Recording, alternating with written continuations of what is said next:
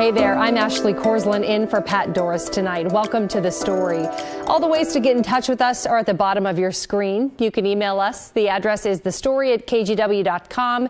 Use the hashtag TheStoryKGW on Twitter or leave us a voicemail. You can call our phone number 503-226-5090. Well, starting next month, Portland will use artificial intelligence to answer non-emergency 911 calls. The city finished its final test of the AI software on Monday. And if the words AI and 911 together make you hesitate, well, our Evan Watson checked out how this will all work and why city leaders believe it could help solve some problems. Hello.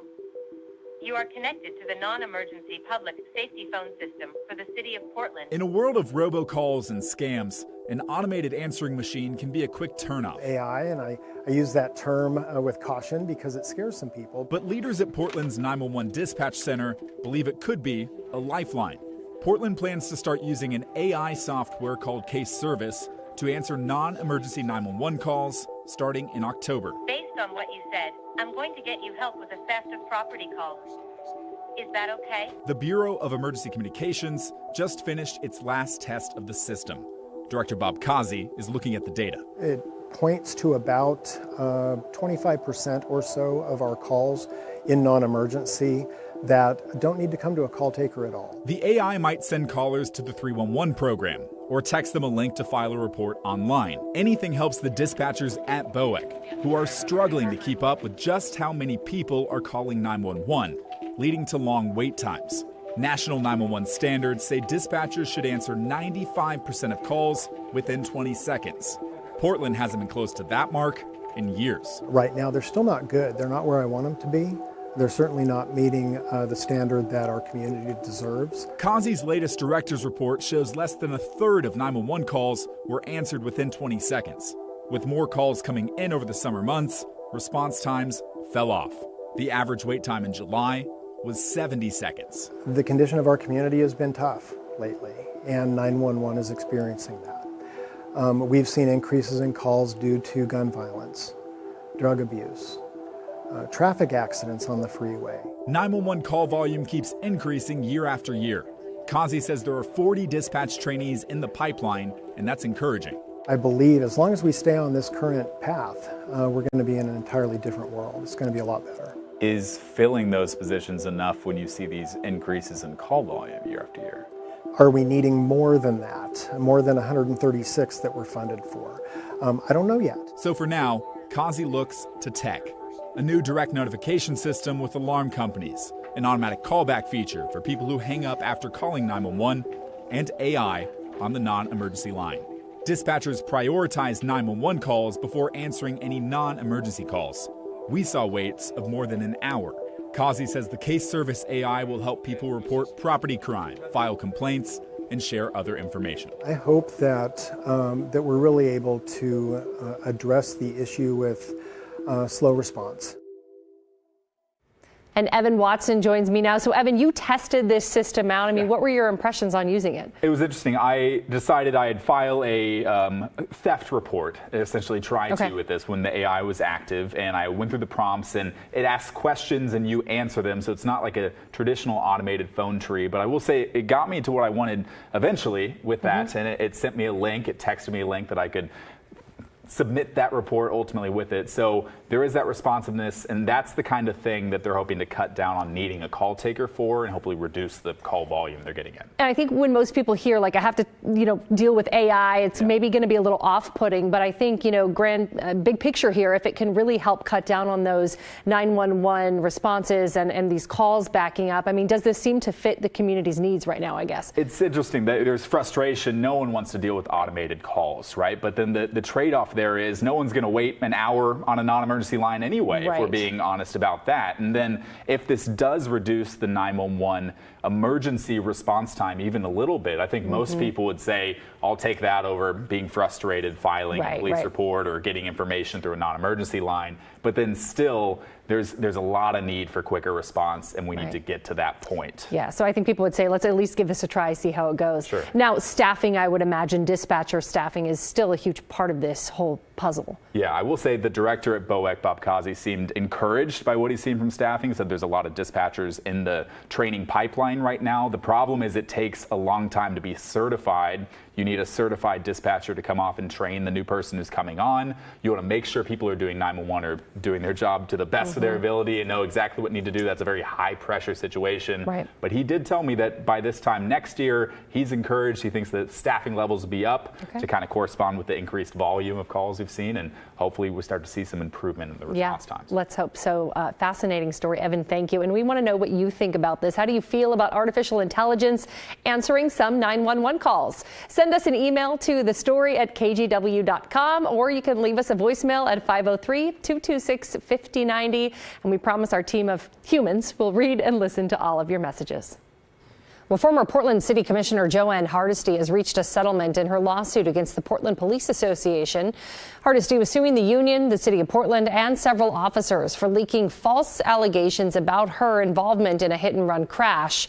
The lawsuit was set to go on trial on Monday. So Hardesty had asked the court for about $5 million overall, $3 million from the Portland Police Association, the union, of course, representing police officers, and $1 million each from the officers who leaked her name to the press. Former PPA President Brian Hunziker and Officer Carrie Ottoman. Hardesty was also seeking a nominal award of $1 from the city of Portland. The lawsuit claimed the leaks were racially and politically motivated, that she was the first black woman to serve on Portland City Council and was an outspoken critic of police. Oregon Public Broadcasting reports the settlement gives Hardesty $680,000 from the police union. She told OPB that it holds the officers accountable for their, quote, wrongful conduct and the unnecessary harm they caused. The Portland Police Association's current president, Aaron Schmaltz, told us the PPA carries insurance, and when litigation is involved, insurance companies must make business decisions about settlement. In this case, the PPA's insurance carrier made the business decision to settle this case. The PPA is pleased to have this matter behind it. Now, Hardesty also settled with the city of Portland last month. The city agreed to pay her $5,000 and provide her with a signed apology from Mayor Ted Wheeler, who serves as the city's police commissioner. So how did we get here? It all started March 3rd, 2021, when a woman was rear-ended in a hit-and-run crash in southeast Portland. The victim told police that she thought the person who hit her was Joanne Hardesty. Do you have a license plate number? I don't. Okay, all right. I know who hit me. You know their name? Yes. Okay. She is, this is where it gets bizarre.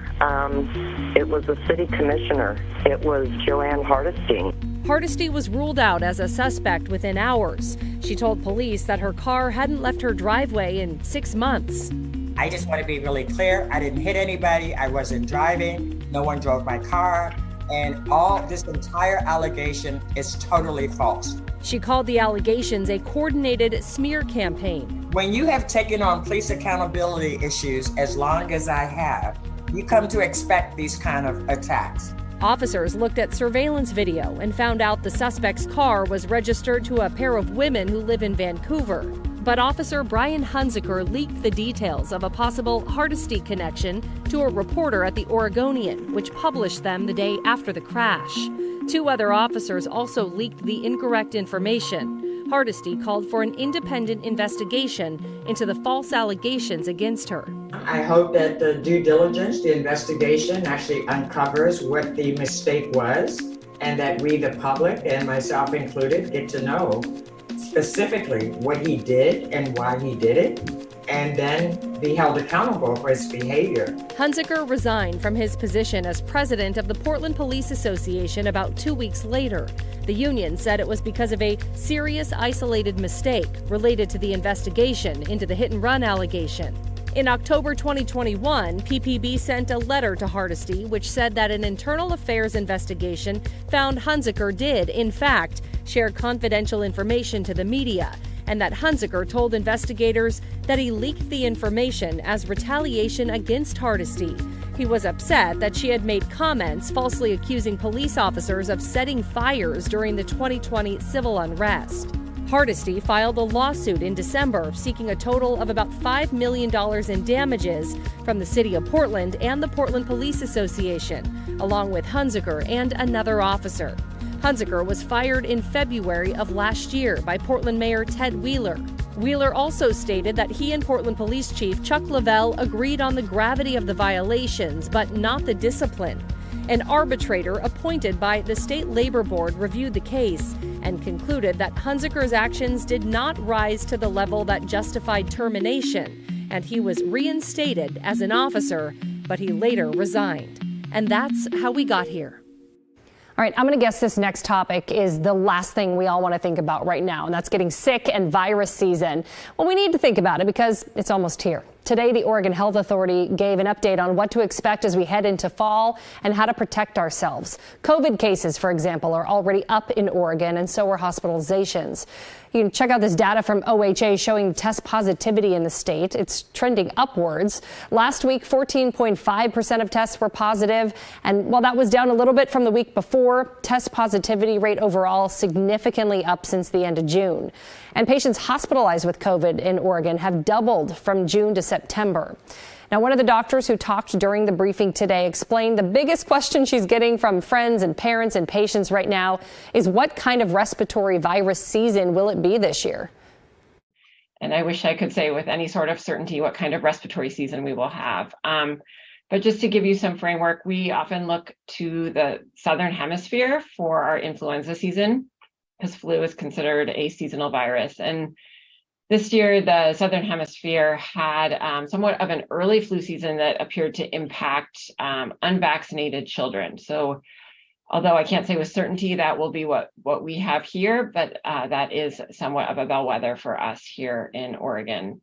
All right, so we don't know for sure yet, but doctors are stressing that if we get another bad surge of COVID, flu, and RSV like last year, it could really crush our hospital systems, certainly around the country, but specifically in Oregon, because the state has a small amount of hospital beds per capita. And that is scary for health professionals who have seen the impact of this surge the last couple of years. It is so discouraging to see our healthcare system become overwhelmed during respiratory viral season.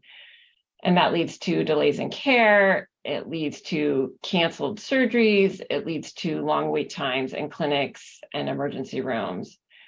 And so I really urge all Oregonians to consider the tools available to them to prevent respiratory infection this season. All right, so let's talk options to protect yourself. If you're thinking of getting the new COVID vaccine that was recently approved for anyone 6 months older and up, old and up rather, so far it really doesn't seem to be widely available in our area.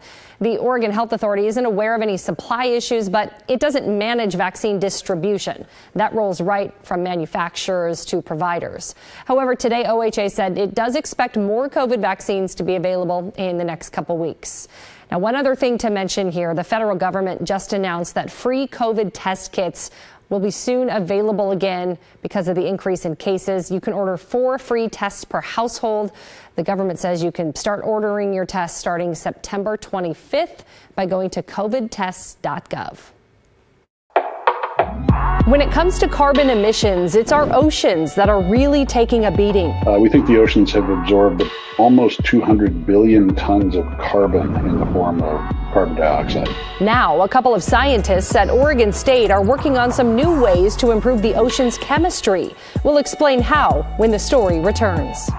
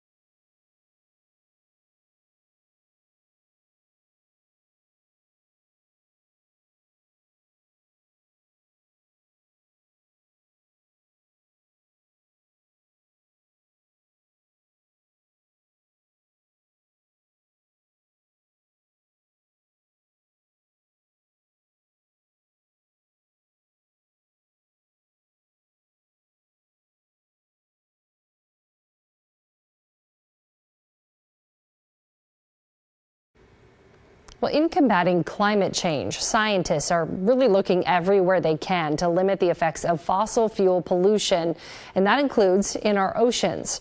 Researchers at Oregon State University recently got more than $2.5 million in grants to study ways to limit the effects of climate change off our coasts. Environmental reporter Cale Williams explains. Burning fossil fuels releases carbon dioxide into the atmosphere, but it doesn't necessarily stay there. The ocean probably is holding 25 or 30% of the total human emitted carbon dioxide. That's Burke Hales, a professor in the College of Earth, Ocean, and Atmospheric Sciences at Oregon State.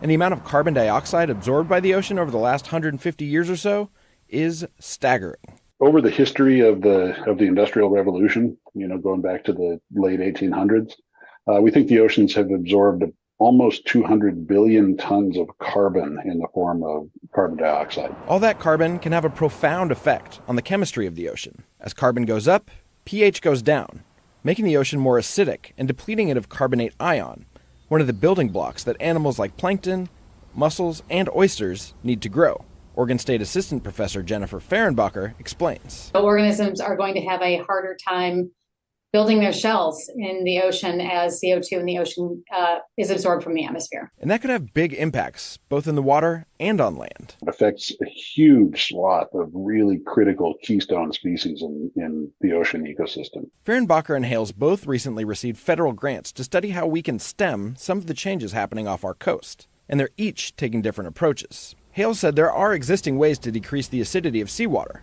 but most of them create more carbon dioxide in the process. So he's experimenting with a way to use an electrolytic process to decrease the acidity of seawater using only renewable energy. So what we're talking about now is how do we do this in a way that is truly clean, right? Truly carbon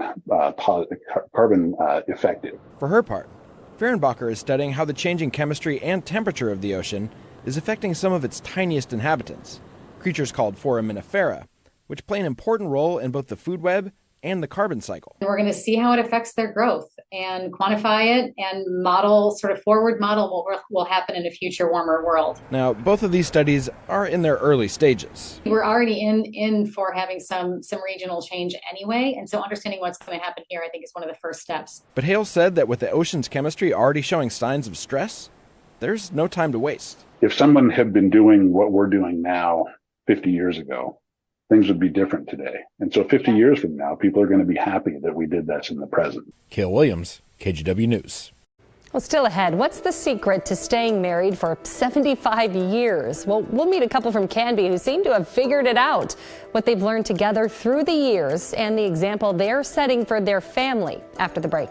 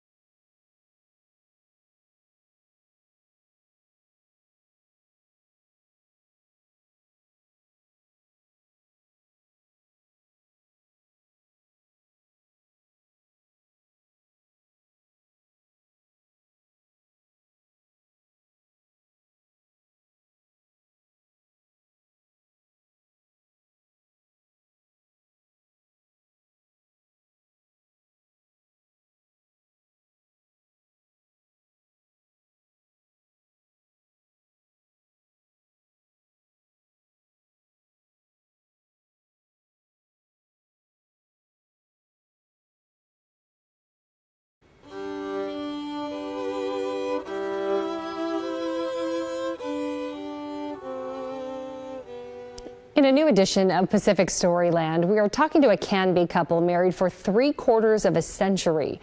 Catherine Cook and photographer Nick Bieber bring us their secrets behind their lasting love. We were just meant to be together. You know, you meet somebody and then... How do you answer this question? The question for Gene and Virginia Nelson is, get together. What's the secret to staying married for 75 years? Have patience through the good times and the bad, and try to be honest and faithful. The Nelsons celebrated their diamond anniversary August 8th. 75 years since the pair hightailed it out of Lynn County and eloped. Took a bus and went to Reno and got married and came home. Home, to start, was the second floor of this old farmhouse. Ask Gene how old they were, but maybe pull up a chair first. I was 20 and 5 months, lacked 2 days, and she was 17 years and 25 days. It's how he answers every question about dates and ages. For grandson Cody, that's worth noting. Just actively trying to exercise your mind is how it stays sharp, and he exercises that like a full-time athlete. Gene is 95 now. Virginia, 92. She was 16 when they met. Gene had just come home after serving 2 years in the Navy. Oh, she was a sweet girlfriend, and I hadn't found out any of her faults yet when we were young. And so I don't know how to answer that. Oh, you're going to be in big trouble tonight. They both have a really good sense of humor. Judy is one of the Nelsons' 3 kids. That's me with the curlers in my hair. She's proud of her parents. It takes a lot to make it 75 years and not give up. And they never gave up. The Nelsons also have 7 grandkids, 9 great-grandkids, and this old refrigerator. From Sears Roebuck. A wedding purchase. 7 foot, and we still have it. Just like their marriage. Never had a service charge, and it's still working. It's still going strong. We've always been thrifty. Now he wants me to put everything on a credit card so that he can check and see what I spend. No, I don't. I don't do that. I like to have her put on credit cards so I can get 2% back. This is normal. Sometimes because they bicker about things, we'll call them the Bickersons. Even if they fight all day, they don't go to bed angry. And I think that's why they wake up the next day and they're still the Bickersons. Times are so much different now than they were, 75 years ago. But some advice is timeless. Just be patient. That's the best thing you can do, because if you aren't patient, you'll do things that you wished I hadn't done in such a hurry. Patience and trust. I got more trust in her than just about anybody. And suddenly, 75 years are gone. But the 2 kids who hopped on a bus to Reno, we're in our waning days, are still here. I hope she outlives me, because I don't want to outlive her. Good thing their love will outlive them both. In Canby, Catherine Cook, KGW News. Wow, I don't think I've seen a more remarkable story. What an incredible couple, and that marriage, 75 years. Congratulations. Well, it's a perfect way to end our show on this Thursday. Thank you so much for watching. The good stuff with Brittany Falkers comes up next, and we'll see you back here tomorrow. Have a good one.